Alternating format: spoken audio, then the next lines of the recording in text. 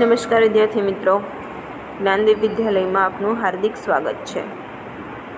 આજે આપણે જોઈશું ધોરણ 5 વિષય ગણિત ગમ્મત અને એનું ચેપ્ટર 2 આકાર અને ખૂણાઓ। આજે આપણે જોવાનું છે ભાગ 3। આની પહેલાં આપણે ભાગ 1માં જોઈ ગયા કે કેવી રીતે અલગ અલગ ખૂણાના માપ કરી અને અલગ અલગ આકારો બનાવેલા હતા।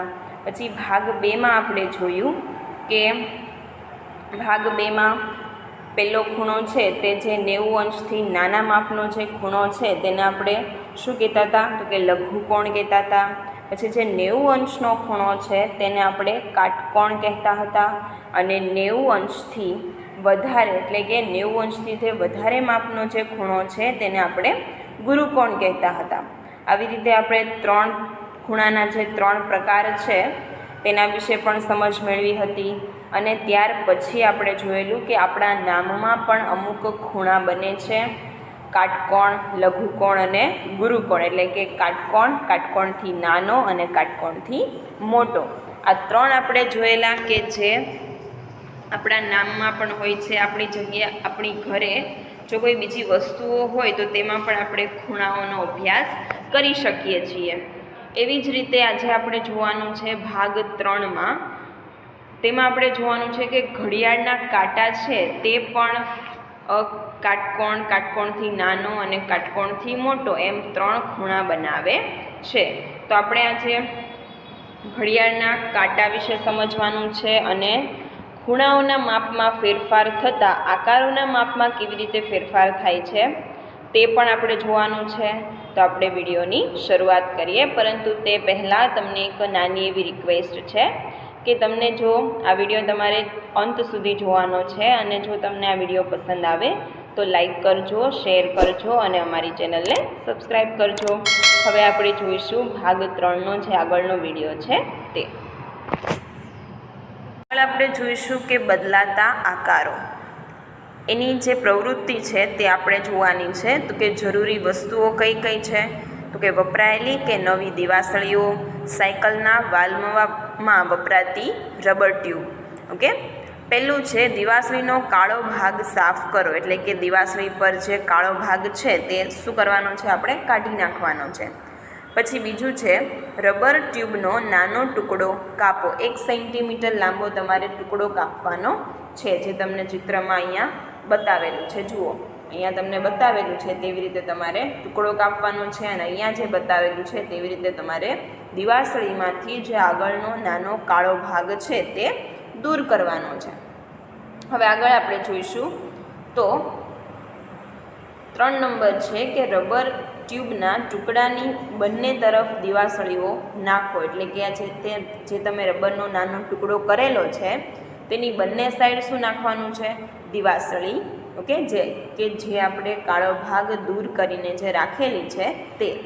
હવે ચોથું છે ત્રિકોણ બનાવવા માટે વધુ એક દિવાસળી ઉમેરો, એટલે કે જુઓ તમને અહીંયા ત્રિકોણ બતાવેલો છે તો એમાં તમારે 3 રબર ટ્યુબનો ઉપયોગ થયેલો છે અને 3 દિવાસળીનો ઉપયોગ થયેલો છે। આગળ જોઈએ,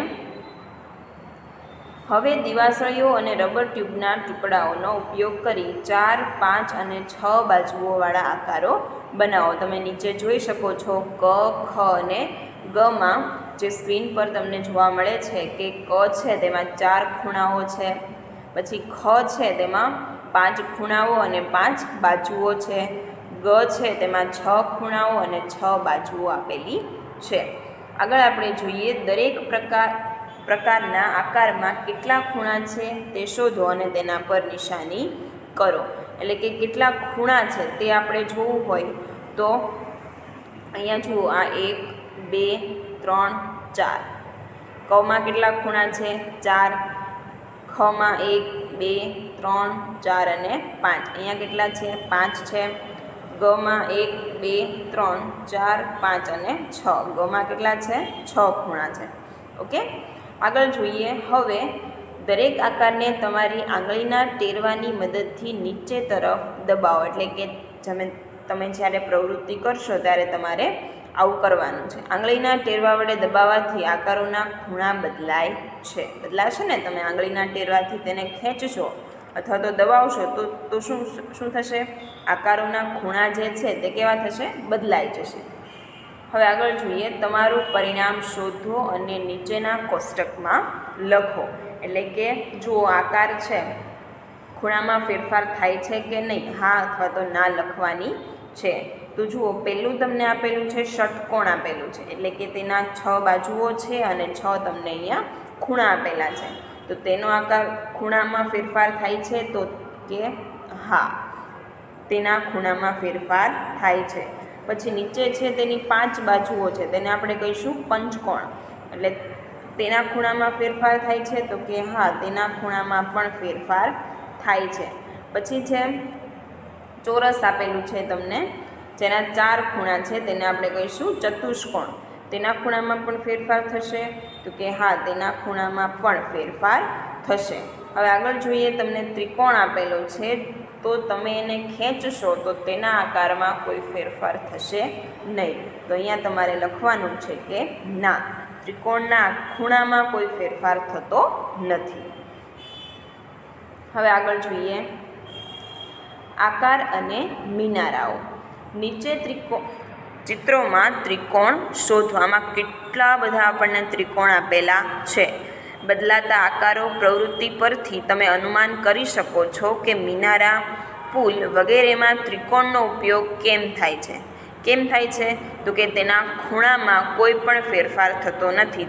તેની ઉપર જો વજનદાર વસ્તુ આવે અથવા તો કોઈ જગ્યાએ આમ તેમ થાય તો પણ તેના ખૂણામાં કોઈ પણ ફેરફાર આવતો નથી.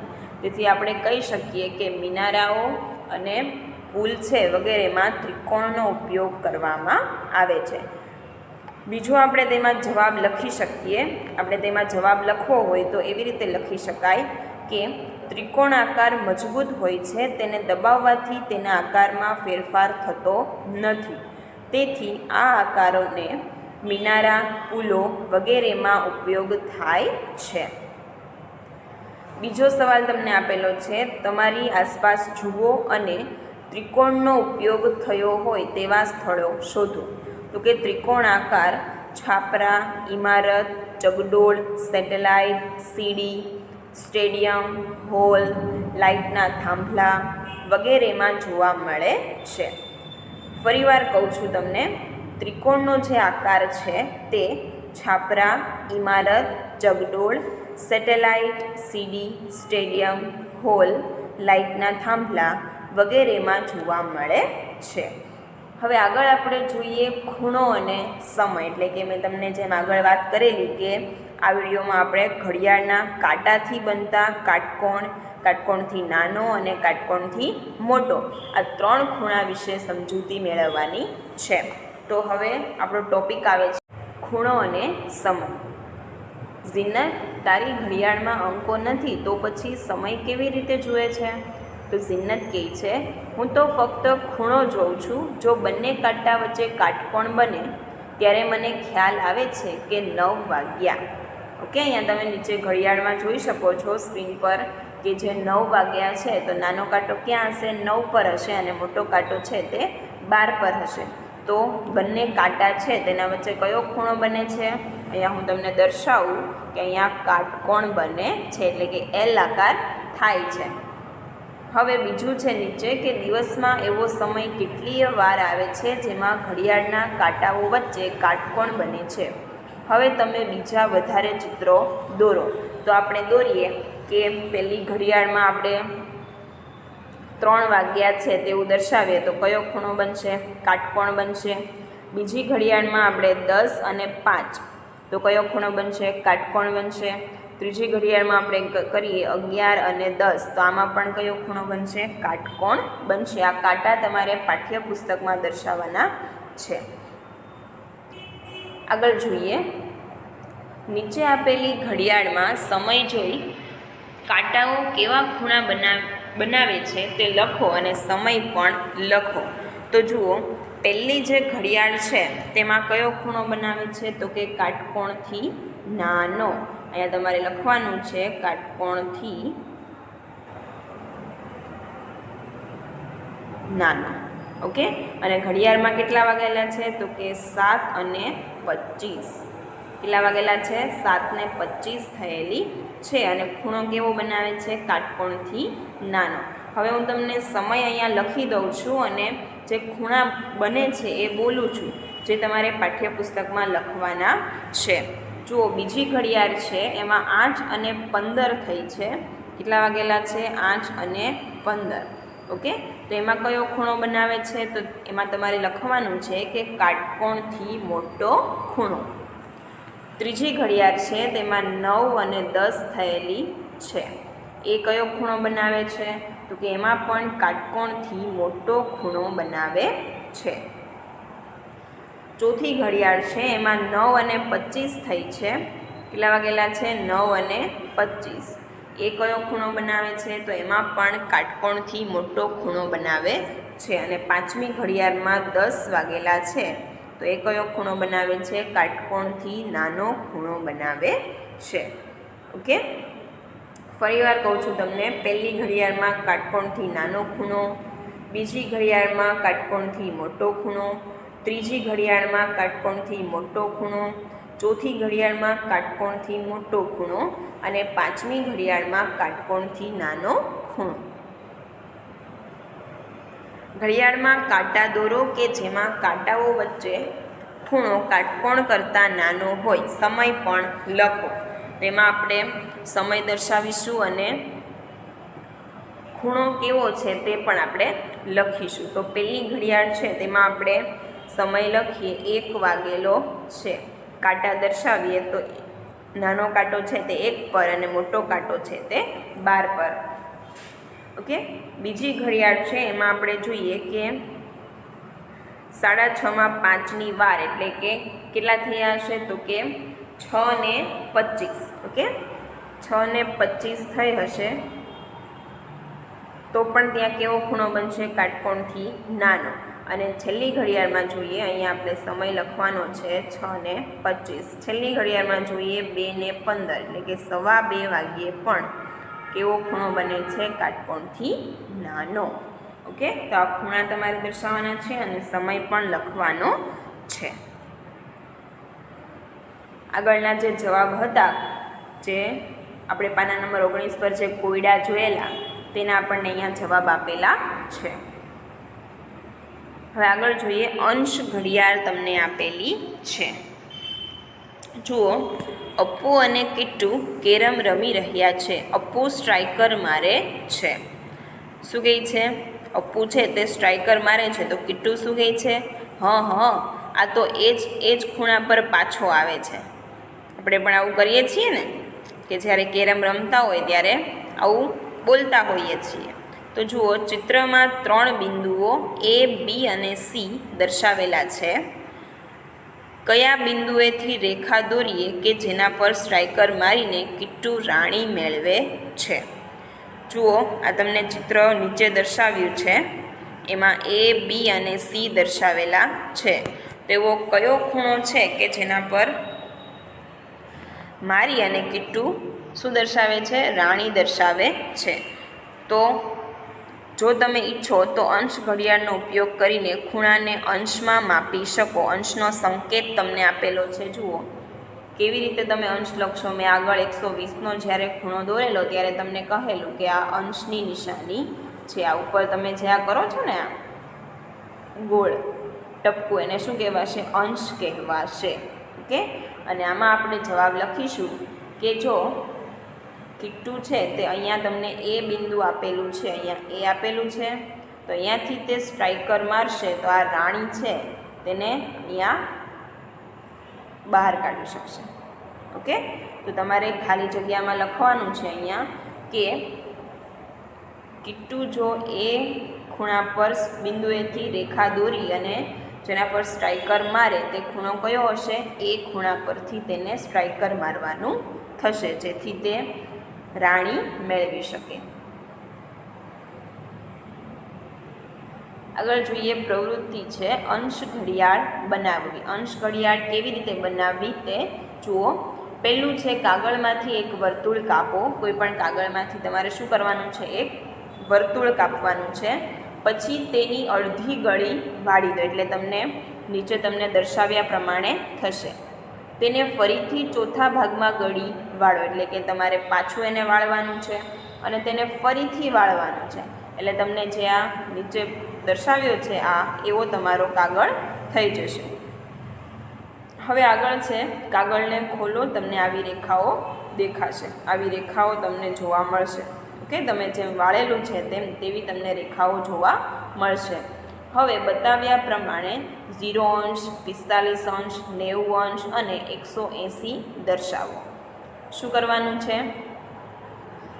0 અંશ કરવાનું છે. જે વચ્ચેની લાઈન છે અહીંયા 0 અંશ કરવાનું છે, અહીંયા વચ્ચેની લાઈન છે ત્યાં 90 ના અડધા કેટલા થશે? 45 થશે અને અહીંયા 180. ઓકે, તેને જૂના કાર્ડ પર ચોંટાડો. કેન્દ્રમાંથી એક કાંટો દોરો, અહીંયાથી એક કાંટો દોરવાનો છે. હવે શું કરવાનું છે તો કે જાડા કાગળમાંથી લાલ કાંટો બનાવો અને પિનથી તેને કેન્દ્રમાં એવી રીતે લગાડો કે જેથી તે મુક્ત રીતે હરીફરી શકે.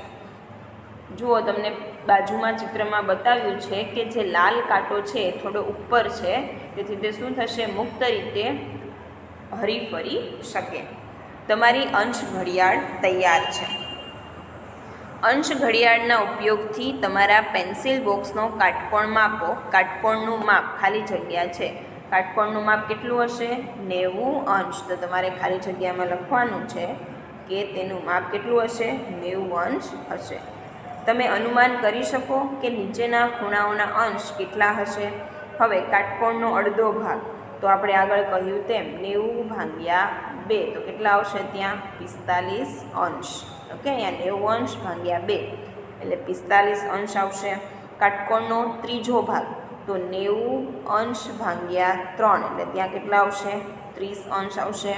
અહીંયા તમારે ત્રીજા ભાગમાં લખવાનું છે 30 અંશ અને અડધા ભાગમાં તમારે લખવાનું છે 45 અંશ અને ત્રીજા ભાગમાં 30 અંશ.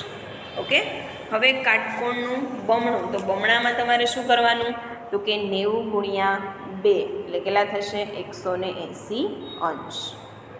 ઓકે, આગળ જોઈએ. પાના નંબર 30નો ખૂણો માપો. જ્યાંથી કિટ્ટુએ સ્ટ્રાઇકર ચલાવવું જોઈએ એ ખૂણાનું માપ તમે જો કોણમાપકની મદદથી માપશો તો એ ખૂણાનું માપ 30 અંશ થશે. ઓકે, 30 અંશ. જેમ મેં તમને શીખવાડેલું છે કે કોણમાપકથી કેવી રીતે ખૂણો માપવો, તેવી રીતે જો તમે પાના નંબર 30 પરનો જે ખૂણો માપશો, જે આપણે ખાલી જગ્યામાં એ લખ્યું ને તે ખૂણો જો માપશો તો તેનું માપ કેટલું આવશે? 30 અંશ જેટલું આવશે. કાગળના વિમાનમાં ખૂણા જોઈએ. પ્રવૃત્તિ છે, એક ચોરસ કાગળનો ટુકડો લો, તેને અડધી ગળી વાળો અને ખોલો. અડધી ગળી વાળી અને તેને ખોલી દેવાનું. ખૂણાઓને કેન્દ્ર તરફ ગળી વાળો જેથી કાગળ આવો દેખાશે. તમને પી જે આપેલ પી અને ક્યુ બિંદુ આપેલું છે તેવી રીતે તમારો કાગળ દેખાશે. હવે લીલા ત્રિકોણને એવી રીતે વાળો કે જેથી પી ને ક્યુ સ્પર્શે, એટલે કે પી બિંદુ છે તેને ક્યુ બિંદુ છે તે સ્પર્શે, એવી રીતે નીચે તરફ તમારે વાળવાનું છે. હવે લંબચોરસના ઉપરના 2 ખૂણાને તૂટક રેખાએથી ગળી વાળો. ઓકે, આજે તમને તૂટક રેખા દર્શાવેલી છે એમાંથી તમારે શું કરવાનું છે? ગળી વાળવાની છે. તમારો કાગળ આ પ્રમાણે દેખાશે. ચિત્રમાં એક નાનો ત્રિકોણ દેખાય છે. કાગળને ઉલટાવી દો અને તેને તૂટક રેખા સાથે ગળી વાળો, એટલે કે એને પાછો વાળી દેવાનો છે તમારે. એટલે કે જે તમને તૂટક રેખા દેખાય છે ત્યાંથી તમારે પાછો અડધી ગળી વાળવાનો છે. હવે તેની પાંખ બનાવવા પીળા રંગની ધારને લીલા રંગની ધાર સાથે વાળો. તેની પાંખ બનાવવી પડે ને, એટલે જે પીળા રંગની જે તમને ધાર દેખાય છે તેને લાલ રંગની ધાર પર વાળવાની છે. તેને બીજી બાજુ પર ફેરવીને એ જ રીતે બીજી પાંખ બનાવો. તમારું વિમાન ઉડવા માટે તૈયાર છે. કેવું સરસ ઉડે છે. આ બધાએ તમે પ્રવૃત્તિ કરી જ હશે ઘરે કે આ જે વિમાન છે તે સરળતાથી ઉડી શકે છે. હવે એક સવાલ આપેલો છે તમને. જ્યારે તમે વિમાનને ખોલો છો ત્યારે 45 અંશ અને 90 અંશના ખૂણા ક્યાં રચાય છે તે શોધો. તો કે તે માટે કાગળમાંથી વિમાન બનાવવા જુદી જુદી ગળીથી માપતા તેમાંથી 45 અંશનો અને 90 અંશનો ખૂણો જોઈ શકાય છે. હવે નીચે છે તમને આપેલું છે યોગ સાથે ખૂણા. રહમત યોગ કરે છે અને નીચે અલગ અલગ આસનના ચિત્રો દર્શાવ્યા છે જે તે દરરોજ કરે છે. જુઓ, નીચે તમને ખૂણા પણ દર્શાવ્યા છે અને રહમત છે તે જે આસન કરે છે તે પણ દર્શાવ્યું છે. એટલે જુઓ, ચિત્ર 1 છે તેમાં કયો ખૂણો બને છે? ચિત્ર 1માં આપણે જોઈએ તો અહીંયા કયો ખૂણો બને છે? તમને નીચે સવાલ આપ્યો છે ને, તેમાં તમારે લખવાનું છે કે જ્યારે આસન કરતા હોઈએ ત્યારે શરીરના અલગ અલગ અંગો સાથે બનતા ખૂણા માપો. તો ચિત્ર 1 છે ત્યાં બને છે કાટકોણ. ઓકે, એટલે કે 90 અંશનો ખૂણો બને છે, 90 અંશનો ખૂણો. પછી ચિત્ર 2 છે તેમાં 90 અંશથી નાના ખૂણા બને છે. તો અહીંયા તમારે લખવાનું કે 90 અંશથી નાના. ઓકે, પછી 3 છે તેમાં 90 અંશથી મોટા ખૂણા બને છે. અહીંયા તમે જુઓ તો 90 અંશથી મોટા, તો તમારે નીચે લખવાનું અહીંયા કે 90 અંશથી મોટા ખૂણા. અને જે ચિત્ર 4 છે તેમાં જુઓ, 1 છે તે ખૂણો 90 અંશથી મોટો બને છે, એટલે કે આ છે તે 90 અંશથી મોટો, એને તમે અ નામ આપી શકો અને અહીંયા તમે બ નામ આપી શકો. તો અહીંયા તમારે અ કરી અને લખવાનું કે 90 અંશથી મોટો અને બ કરીને લખવાનું કે 90 અંશથી નાનો. ઓકે, હવે જુઓ, તમે તમારા મિત્રો સાથે ડીની રમત રમી શકો છો. તમે કોઈ ખૂણો દોરો, તમારો મિત્ર તે ખૂણાના માપનું અનુમાન કરશે, પછી તમે તમારા ડીનો ઉપયોગ કરી તેનું માપ મેળવો. તમે મેળવેલ માપ અને તમારા મિત્રે અનુમાન કરેલા ખૂણાના માપનો તફાવત મેળવો. જે તમારા મિત્રના ગુણ હશે, જેના ગુણ સૌથી ઓછા હશે તે રમતનો વિજેતા હશે. એટલે કે તમારે શું કરવાનું છે? ડી, એટલે કે મેં તમને જે કોણ માપક દર્શાવેલું હતું તેને શું કહેવાય? ડી કહે છે. ઓકે, હવે ડીની રમત છે તો તમારે શું કરવાનું છે? કોઈ પણ એક ખૂણો દોરવાનો છે. ધારો કે તમે કોઈ આવો ખૂણો દોર્યો, તેને અનુમાન કરવાનું છે કે તે લગભગ 45 અંશ જેટલો હશે અને માપ પણ જો એ જ નીકળે કે 45 અંશ નીકળે તો અહીંયા તમારે ગુણ મૂકવાના છે. ઓકે, આગળ તમે ખૂણો આવી રીતે દોરો છો અને એવું અનુમાન લગાવો છો કે આ 120 અંશનો ખૂણો હશે અને માપ પણ જો 120 નીકળે તો તમારે શું કરવાનું છે? અહીંયા ગુણ દર્શાવવાના છે. પછી તમે બીજો ખૂણો દોરો છો આવી રીતે અને તેનું અનુમાન કરો છો તે 90 અંશનો છે, પરંતુ તે નીકળે છે તમારે 95 અંશનો. તો આ અહીંયા તમારે ગુણ દર્શાવવાના નથી.